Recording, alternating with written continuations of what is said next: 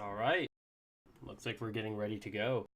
I do believe that we do have a unicorn player. Could this be Dan versus Evan here, round one?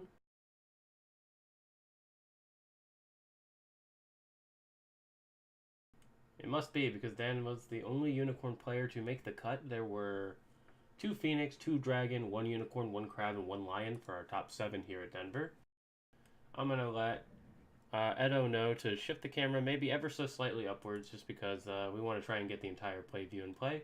But this will indeed be Dan Caniel, or sorry, Daniel K versus Evan Gibbs.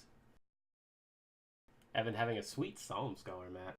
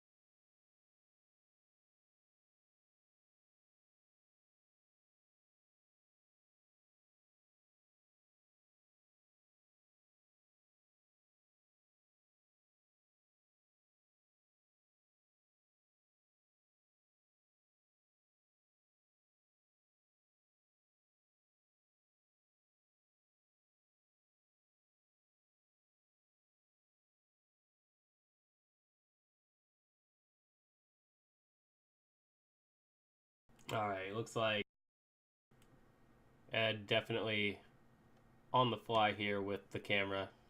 Looks really good, Ed. Thank you.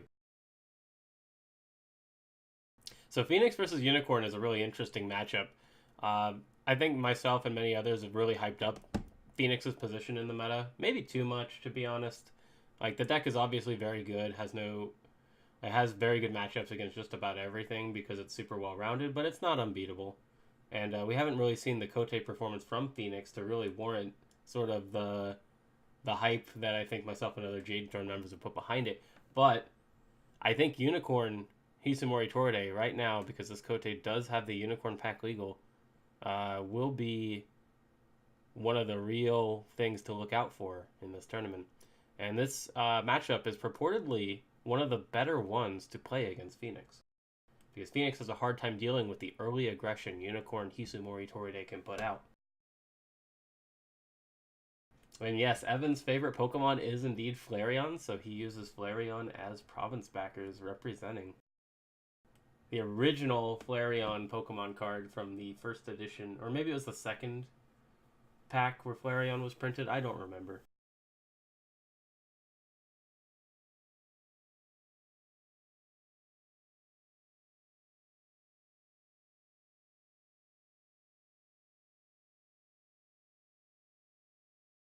So we got Flareon and Mega Man, and Daniel, well known in the community, has done some cool stuff and very active in the Discord community. So this is a tough one. I'd be happy with either of these players moving on. So this should be an exciting game.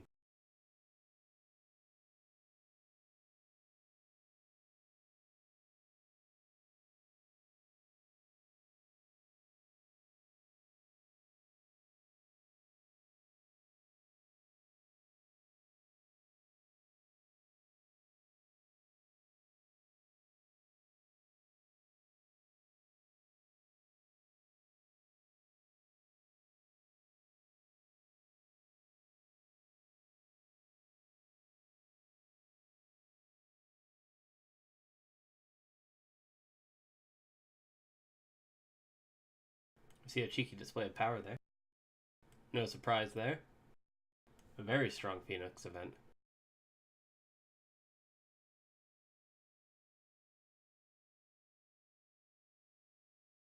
My predictions for this game is that Evan will spend the first 1.5 to 2 turns trying to scramble and defend against Unicorn aggression.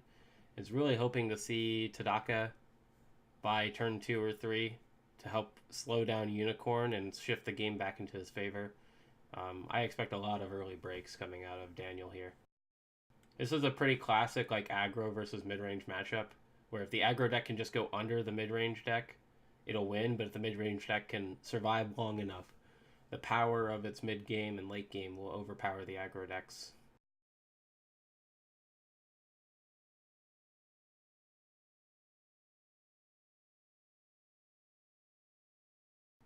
Yes, and as you know, here in the US Koteis, we give away free iPads.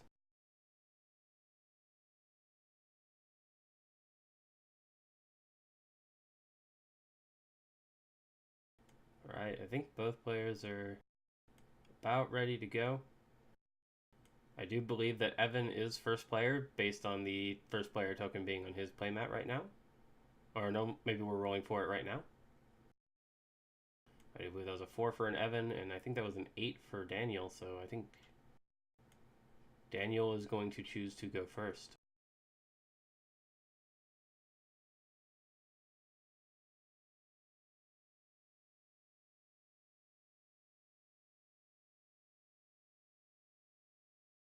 So there we go. First player's been determined. Players are setting up their provinces. And we're getting ready to kick off the game. Looks like Evan Mulligan's 2. I believe that second card was a favorable ground. Keeps an Imperial Storehouse and something else.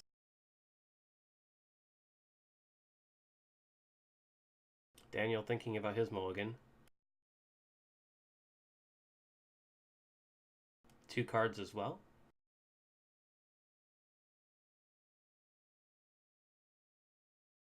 I like Daniel's practiced, delicate style of handling his cards. Very clear.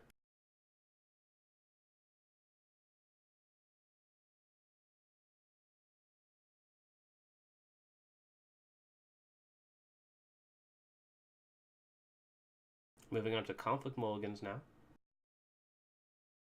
As Phoenix in this matchup, I'm really looking for conflict characters. I would keep a Display of Power, and I would keep any conflict characters. I'd probably throw out anything else. I might keep a Cloud, depending, but usually the Cloud isn't that useful turn 1. You really just need Display of Power to stop Shiotome encampment, and you want conflict characters so that you can take an easy turn 1 and react to what Unicorn is doing. It also... conflict characters can make it awkward for Unicorn to trigger their Stronghold, and if you can prevent that Stronghold activation, you're in an excellent spot.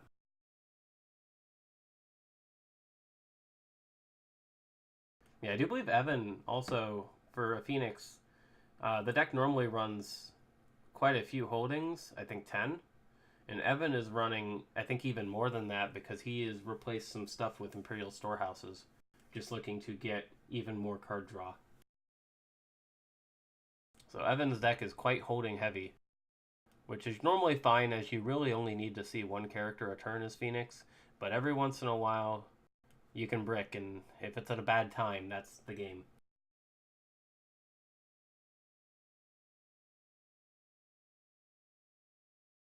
Yeah, and I've talked a lot about the Phoenix mulligan, but I imagine on the Unicorn side, Daniel is definitely looking to find some impactful characters in his province rows so he can cheat them in with charge. Having like a charge and a Chagatai is sort of like the dark horse of the Unicorn clan pack. It's what everyone's kind of afraid of, and it's certainly a very high rolly thing that can happen. So we'll see how this game goes. Oh, a big handshake from both players. A cool dial spin to get us going. So we see Suki, Library, Storehouse, Master of Gisei Toshi for Evan. We see the Shinjo Trailblazer, Windswept Yurt, Shunjo Shono, and Keeper Initiate for Daniel. So, strong starts for both players. Daniel got pretty much what he wants. He wants a big character that he can maybe cheat in with charge. He wants to have a small character to initiate that first military conflict in the Shinjo Trailblazer. And the Shinjo Trailblazer being a 4-3 on the attack here is no slouch. He also has a Keeper Initiate to give him a second attacker should he win the Fire Ring with his first attack. Evan here has a real choice, but it looks like Daniel's thinking about putting Fate on this Trailblazer, but since it's likely going to be sacrificed to the box, I'm not sure if it's going to happen. Decides against it. Evan has some really interesting choices. You could go with the Master of Gisei Toshi with 2 or 3 Fate, and then select the Fire Ring to prevent your opponent from getting that Keeper Initiate super easily. However, you'd still have to win the military attack against the Trailblazer on its own, using a 2-4, which is difficult and requires investment. So, I think, as Evan, you're really looking to buy the Suki, maybe even just pass, and that is what Evan does. Against turn 1 is Phoenix, this is what I mean. Phoenix is very, very slow turn 1. Often willing to take a couple breaks to get advantage later in the game. So we have Evan triggering his library. I imagine both players are going to bid 5. And it looks as though Daniel bid 4. No, he bid 5 as well. It must be just the resolution here making me look like that was a 4. And then Evan will have the storehouse, so Evan will actually be up 2 cards here. But again, the amount of explosive power the Unicorn deck can put out right now is quite high. I don't think I see a charge in Daniel's hand, though. Without the charge, this might be something Evan can handle.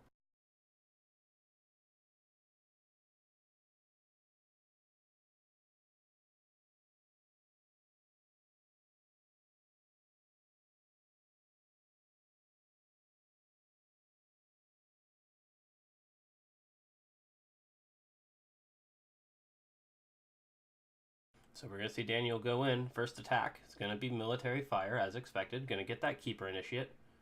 You can also honor one of your characters to, get some honor, as this deck does tend to spend it on a lot of things, like Unleash the Djinn, maybe Assassination. Captive Audience also costs an honor. Bonsai costs an honor. So we see the Manicured Garden attacked here. Evan's going to gain his Secret of Air Fate, and then gain the Manicured Garden Fate, putting him up at 10 Fate. So this puts Evan in a great economic position turn 2, but can he survive to make it matter? So right now, Daniel is breaking. And I'm not sure if Evan wants to use a display of power here. There's not a lot of great reason to flip this Fire Ring, other than to stop the Keeper Initiate. I think it's worth it to stop the Keeper Initiate alone and give you a favor, but it's definitely not super valuable.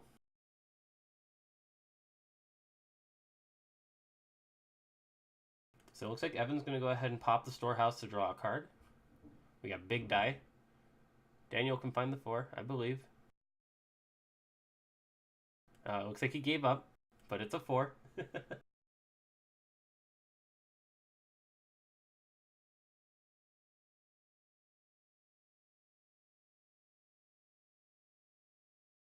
Yeah, the Shinjo Trailblazer is such a good card for a Unicorn HMT deck because of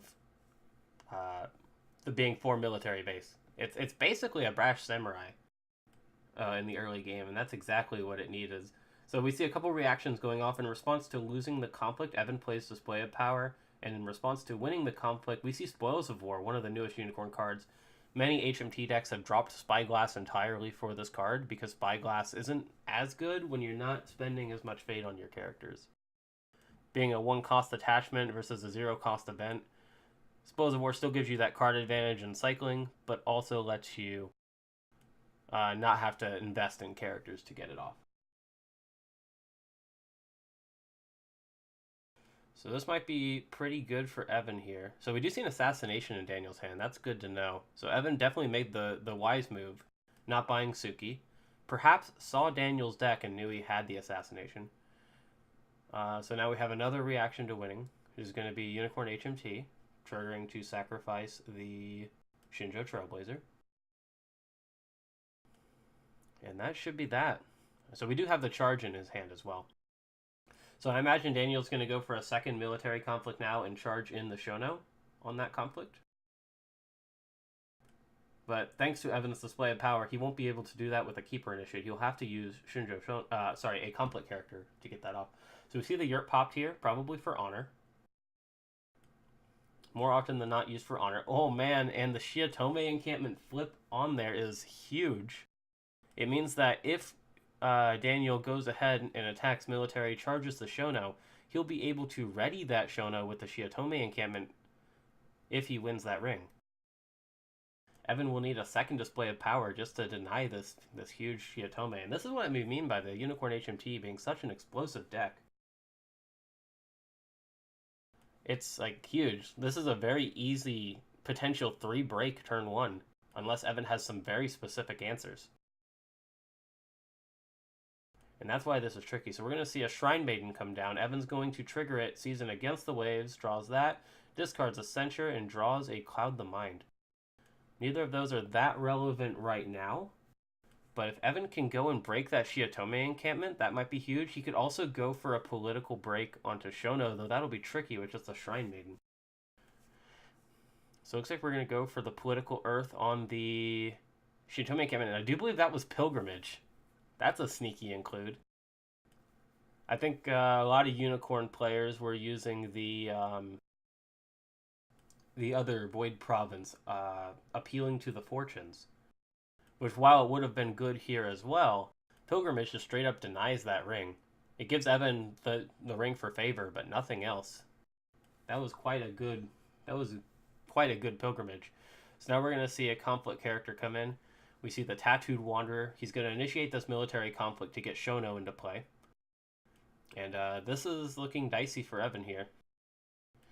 Interestingly enough, the Void and Water rings don't do anything at this point in the game. And Meditations is the perfect flip for Daniel here. It does nothing here. It's basically a blank province, not giving Evan any advantage. And I have to imagine we're going to see the charge committed.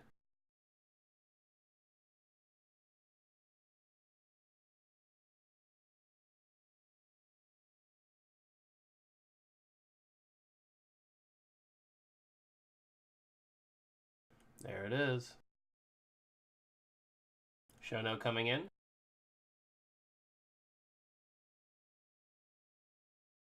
And Evan's not going to be able to easily defend this knowing the deck. So that province is going to break as well. The air ring will be resolved by Daniel, probably to gain 2 honor, I would imagine. Unicorn doesn't really care about putting honor pressure on your opponent. You just want honor as a resource you can spend for your powerful events. So there we go. 2 honor going in for him. These guys are both going to be vowed now. Unfortunately, no second display of power for Evan means that the Shiotome encampment will be online, and this 6/5 Shono will be able to attack political now.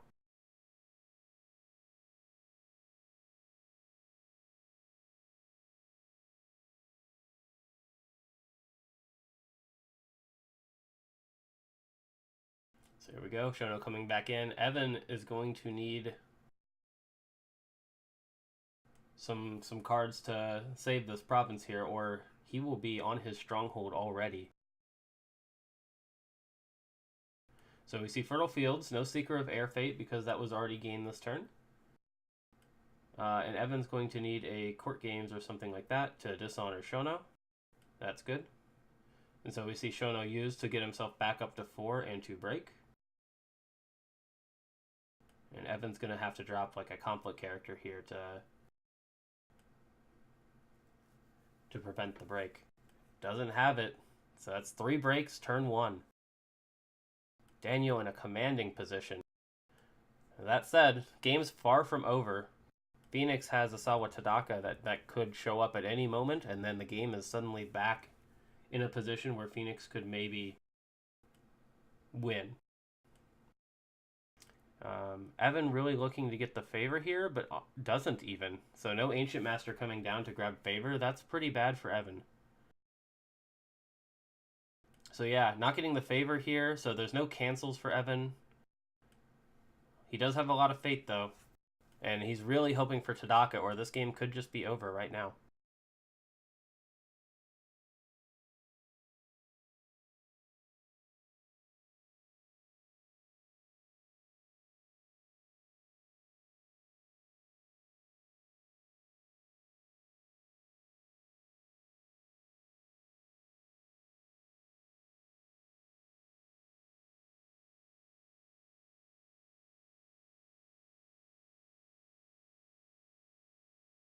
I see a lot of people in chat saying that Evan shouldn't have straight passed against Unicorn there, though I think in the situation he was in, it was the right play.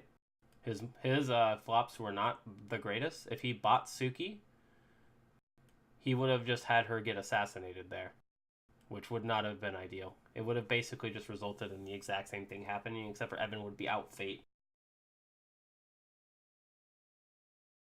I am unsure why Evan kept Suki, though. I would have absolutely ditched her to try and dig for Tadaka and bigger units. This Solemn Scholar can be huge, though, giving you a means to stop Unicorn's aggression by just bowing their characters. That said, it's going to not be long for this world.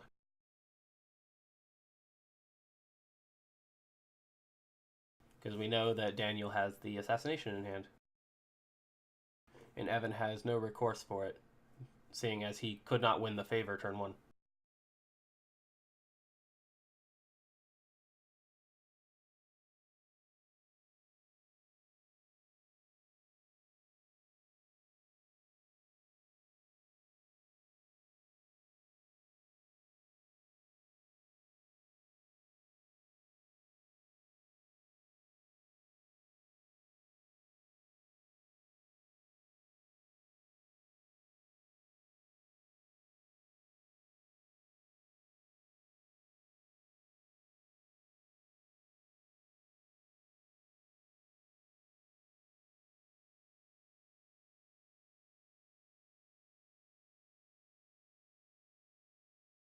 So we see Utaka Tetsuko coming in with 2 Fate.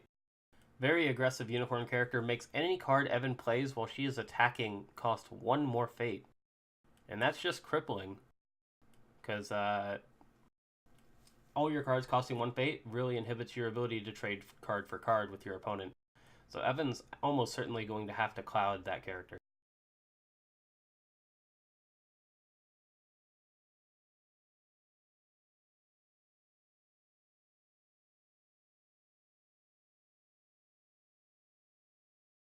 So we're seeing Evan buy Suki with 2 Fate here. So Evan buys out. Daniel passes, holds 6 Fate. Potential cavalry reserves definitely online, seeing as we have Shono and a Shinjo Trailblazer in the bin. We see Daniel draw the ever crucial captive audience, I believe, there. That's going to be something he absolutely needs to break Kure Mori, and there it is in hand. I see it.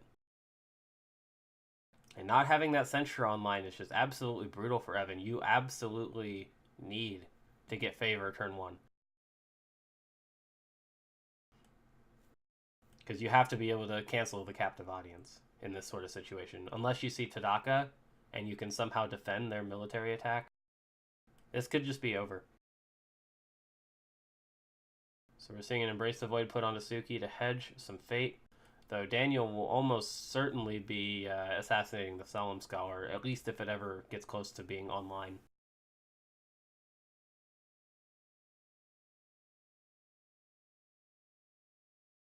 And while this game may look horrifically one-sided, it's easy to note that Phoenix just needs to see the right cards, and the game flips around completely.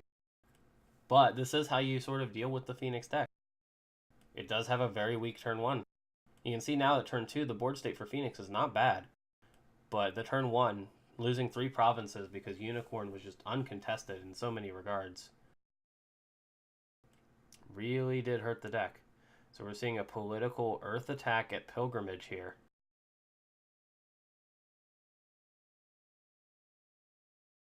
Daniel will not defend here, probably opt to assassinate the Suki, but then leaves himself open to a conflict character.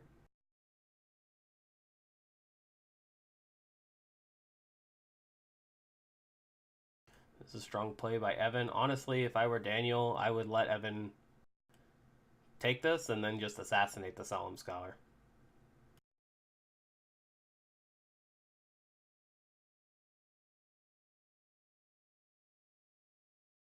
So it looks like we were playing a court games now. Going to honor Suki up to 4 political. Still not enough to break Pilgrimage. So he's going to have to commit an Ornate Fan or some other political buff here. I actually wonder if Evan is running Compass.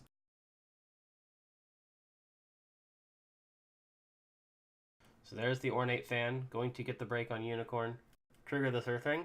There is a chance here that this Earthring discards Captive Audience. And that would be the best outcome for Evan, because then I believe he can survive this turn.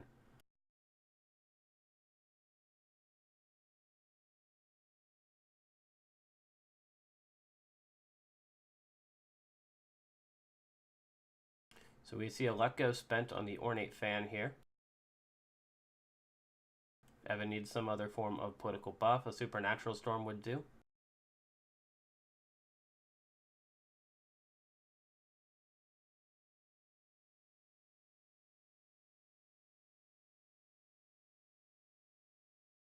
I think a big win here for Evan would be if Daniel assassinates Suki, leaving himself open to a conflict character like the Shrine Maiden. Now Daniel definitely doesn't assassinate Suki. This Shrine Maiden discards 2 Censures in a Court Games. Yikes, indeed. But Evan is now breaking. We'll be able to trigger that Earthring, deny the Shiotome encampment, and potentially discard Captive Audience and get back in this game. But we're going to see the Assassinate go out on the Solemn Scholar right now. All 3 Censures in the bin, so I guess it didn't matter that Evan didn't get the favor turn 1. But that will matter later, so we're going to see the Clarity of Purpose put onto Suki now. And I think this is a matter of discipline for Daniel. You might be really tempted to play the Captive Audience now to flip it to Military, prevent the break, and stop Clarity, but you really need that card for breaking Koremori. Without it, you just don't have any real chance of doing that. We see a massive hand coming down for Daniel, having only spent, I believe, a couple of cards turn 1. Thanks to that Shinjo Trailblazer, man, what a card. What a 2-drop that is. Just allowing him to get a break without needing to spend a Bonsai is so different compared to Unicorn pre-Unicorn pack, where you had Border Rider and you had Moto Youth, where both would have had to spend some sort of pump or card to break. The Shinjo Trailblazer just broke for free. Finds the charge. That is a good pull, but it's not the pull Evan was looking for. Captive Audience is really what he was hoping for. So, I have to imagine Evan's going to spend a Cloud here to put onto Tetsuko, so that he can play his cards for normal cost. And we'll have to see now. We know the Captive Audience was there, so it's going to be 3 military versus 4 military on this attack. I don't know if Daniel has drawn a Cavalry Reserves, but he did have Unleashed the Jin.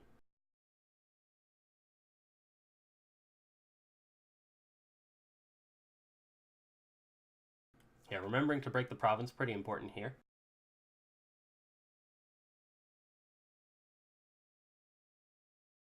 There's so many triggers at the end of a conflict when you're regarding Unicorn HMT that it's sometimes hard to remember. So we're going to see the Fire Ring come in here. It's going to be Koremori. Evan is going to flip it to political.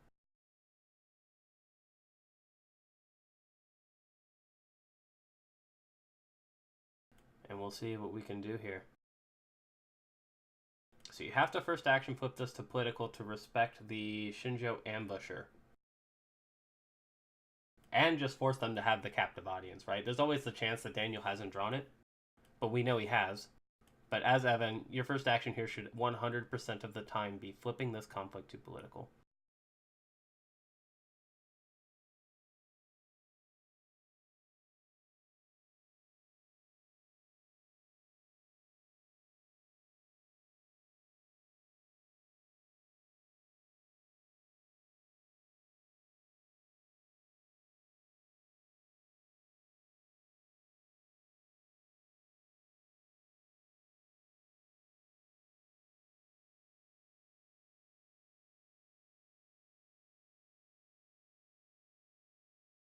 So we see 4 military for Evan, 3 for Daniel. Evan currently winning on defense. He's considering playing a card, but I think that's just not correct. The reason you would consider playing a card here is if you think you can prevent the break on this military attack, but Daniel will get to use his Stronghold, so you're saving the Koremori activation for the second attack. So we're seeing a Bonsai used on Suki. The assassination used means that he's allowed to do this without any fear of the Suki being removed. But the Ambusher is going to come in now and blank Koremori. And perhaps Evans playing for the second military conflict here might pay off for him, but he still has to win this one. We see a fine katana go on to Suki. Again, the assassination used. He doesn't have to worry about that. So good play here. We're going to see the let go used on the cloud on Tetsuko first here. Or I guess it's the second action. So now Evan will have to spend his last 2 fate to cloud her again if he wants to play his 0 cost cards.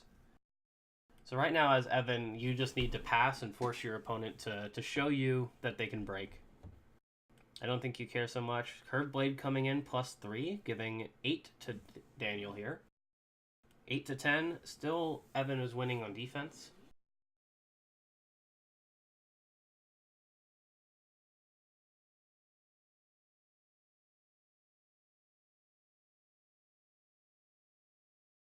And Daniel needs to get 7 more to break. Oh, I don't see the Cav reserves. It's just not there. There's a Bonsai and another Curved Blade.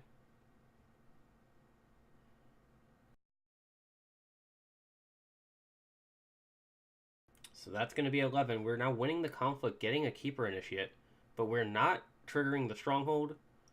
We're not breaking. This is good for Evan. So Daniel definitely has to play that Ayuchi Wayfinder to trigger the Stronghold and win this ring.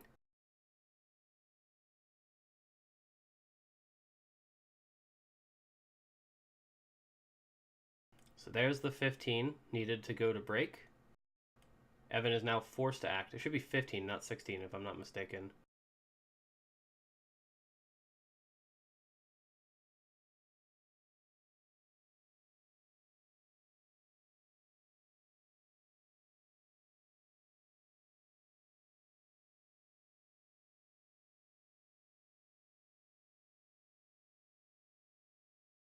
Coming in here, Evan considering his options. Plays a Supernatural Storm, opting not to go for the second cloud, which I know he has in hand. Just playing that Storm to get to +2. Prevent the break.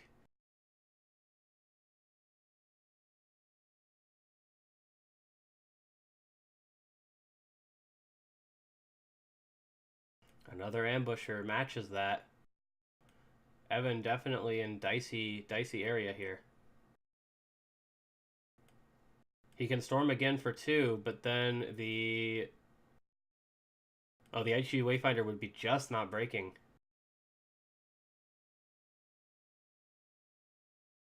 So we're going to see a let go on the curve play. That's a much better play than Storming again. Though at this point, Evan would have been much better playing a second cloud because he's out the 2 fate now, but now he can't play anything else.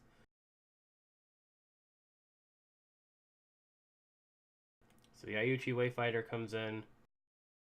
I think it is 6, 7, 8, 9, 10, 11. And then the Bonsai makes 15. Should be 15 to 12. I think Daniel is just slightly off.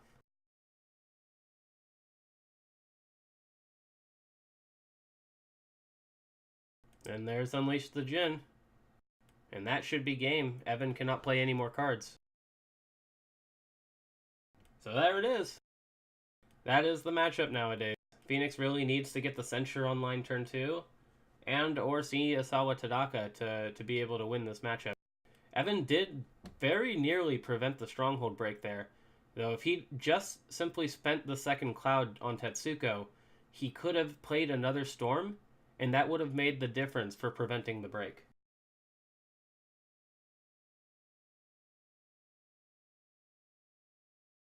So Evan really just needed to cloud Tetsuko again, eat that 2 fate bullet. I think was a little greedy, thinking that he would only be playing one more card this conflict. Well done to Daniel, though, representing Unicorn, coming in strong off the Unicorn pack. And that'll be the first Phoenix down. Daniel moves on to play Anil C. the Ram, the other Phoenix player, and top of day 1 Swiss in the next round.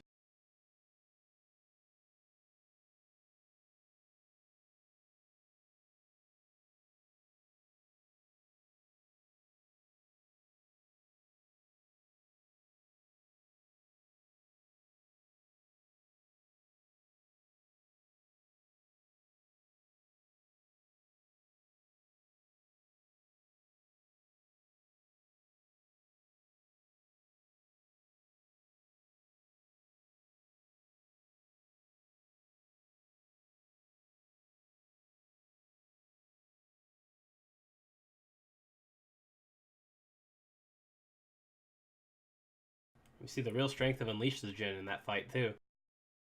As the chat is pointing out. I was actually wrong when I stated that Evan could have clouded and then stormed again because Unleash the Djinn would prevent the second storm. So Evan, I think, is pretty dead there no matter what. It just ends up being that way against an aggro deck. Like in most card games, if you're playing a slower deck against an aggro deck, it really does kind of come down to your draws versus their draws. If you draw too slow and they draw too fast, then it's really hard to do anything.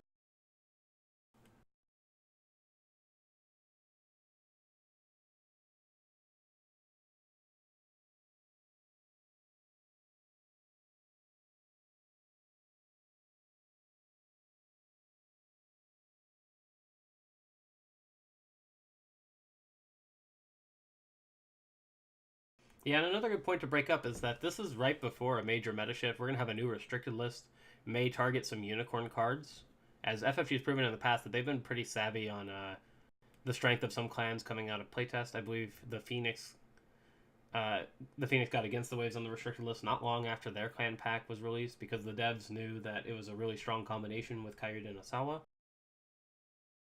So there's always a chance for some change here, and Unicorn, more importantly, is losing their Keeper of Fire role and likely won't be getting Seeker of Fire, and if it were Seeker of Fire, then it would be a weaker deck anyways.